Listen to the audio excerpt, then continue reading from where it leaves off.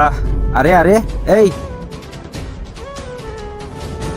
আউ আউ আহ এ তো যাকেই শুইছে তারই আগুন ধরছে। হ্যাঁ, আর এখন আমি তোকে শুতে চাই। আরে না, না।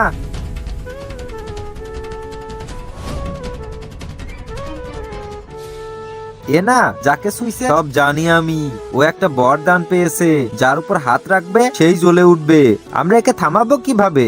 একে থামাতে হলে তোমাকে জলপরীর চোখ থেকে পানি আনতে হবে। নিয়ে চলো জলপরীর কাছে, চলো। জলপরি, বাইরে আসো। বলো কি? জলপরি, আমাদের তোমার চোখের পানি দরকার। এসবের জন্য আমার কাছে সময় নেই। আজ আমার বিয়ে, গেলাম আমি। আরে আরে, এ তো দিল না। একটা আইডিয়া আছে। কি বলছি? বন্দুক? হ্যাঁ, এই বন্দুক দিয়ে জলপরীর বরকে মেরে দেব, আর সে যখন কান্না করবে তখন চোখের পানি নিয়ে নিব। হ্যাঁ, চলো। ওই দেখো, ওরা গুলি মারো ওরে।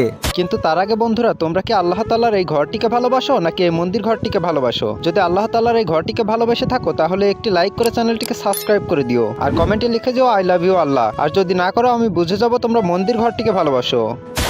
আহ ধন্যবাদ একে মারার জন্য।